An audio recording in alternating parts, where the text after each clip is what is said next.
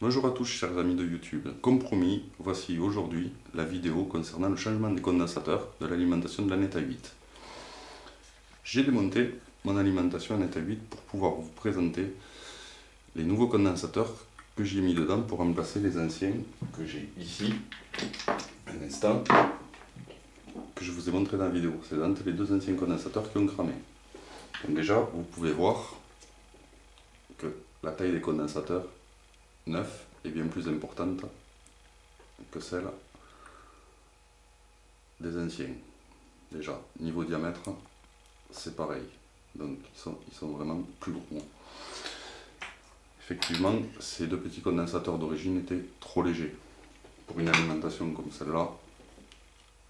C'est pour ça que je les ai remplacés par ceux-là.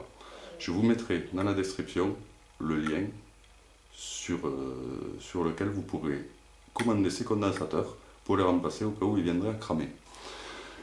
Seul petit bémol, pour pouvoir changer ces deux condensateurs,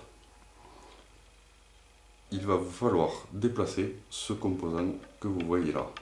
Pourquoi le déplacer? Tout simplement parce que ces condensateurs étant plus gros, si vous essayez de les souder à la carte sans déplacer celui-là, ça ne passera pas. Celui-là, chevauchant un peu l'emplacement des condensateurs, ça va bloquer, vous ne pourrez pas les souder. Donc, pour déplacer ce composant-là, je vais vous montrer, il m'a fallu rallonger les pattes de ce composant avec du fil de cuivre.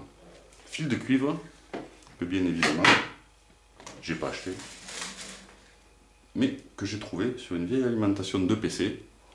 J'ai récupéré des morceaux de fil de cuivre, des bobines, que vous voyez là, pour pouvoir rallonger les pattes de ce composant.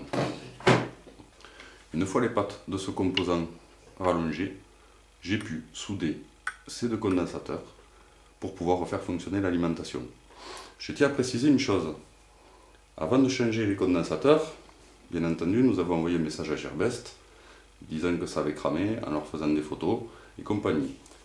Ça fait un moment que nous avons l'imprimante, de 2 semaines, ouais. 2 semaines à peu près, et à ce jour, nous n'avons toujours pas eu de réponse de Gearbest. C'est pour ça que je me suis permis d'ouvrir l'alimentation et de changer les composants, parce qu'avoir une imprimante 3D à 140 € qui ne fonctionne pas, ça, je les avais un peu là, entre guillemets, j'avais un peu les boules. Donc je me suis permis d'ouvrir l'alimentation et de changer les composants. Donc voilà, il vous faudra déplacer ça pour pouvoir souder cela. Une fois ceci fait, l'alimentation remarchera parfaitement bien. Donc voilà, comme promis, je vous montre. Vous voyez bien qu'il va falloir aussi enlever. Ici, vous avez une résistance. Au bout du tournevis, vous avez une résistance. Ces résistances, il y en a une là et une autre à côté. Ces résistances sont enrobées dans une espèce de truc blanc, une espèce de matière blanche que vous voyez là. Ici sur la bobine, c'est la même qu'il y a sur les résistances. Donc il va falloir enlever cette matière blanche pour pouvoir passer les composants, sinon ça ne passera pas. Donc je récapitule.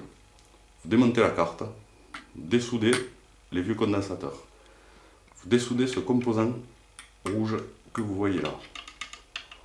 Une fois ça fait, vous enlevez la mousse blanche qu'il y a sur cette résistance et sur l'autre qui est à côté. Une fois ceci fait, vous rallongez les pattes du composant rouge en utilisant un petit fil de cuivre à peu près du même diamètre que les pattes du composant. Vous étamez, mettez de l'étain un peu sur les pattes du composant, mettez un peu d'étain sur le fil de cuivre, vous étamez, vous soudez et vous pourrez replacer votre composant, mais uniquement après avoir soudé les deux condensateurs. Voilà pour cette vidéo. Je vous ferai d'autres vidéos concernant la Neta 8. J'essaierai de vous faire des timelapses de pièces que j'ai imprimées, ou d'une ou deux pièces que je vais imprimer plus tard, avec les filaments que nous devons tester et recevoir. J'en profiterai pour vous présenter aussi un peu la façon dont elle imprime, la qualité d'impression, etc. Voilà, c'est tout pour aujourd'hui. En espérant que cette vidéo vous aura été utile, vous aura plu. N'hésitez pas surtout à partager, à mettre des pouces bleus, à vous abonner. D'autres vidéos viendront. Nous testerons aussi d'autres produits. Prochaine vidéo, nous testerons une montre connectée que j'ai reçue il n'y a pas longtemps. Je ne vous le montre pas là maintenant parce que cette vidéo concerne la Net A8. Mais n'hésitez pas surtout pas à laisser des commentaires, à nous donner vos conseils si vous en avez. Des insultes si vous en avez aussi, c'est pas un problème, hein. Au contraire, ça me fera rire un peu. Et je vous souhaite à tous une bonne journée, surtout abonnez-vous, petit pouce bleu, et je vous dis à la prochaine.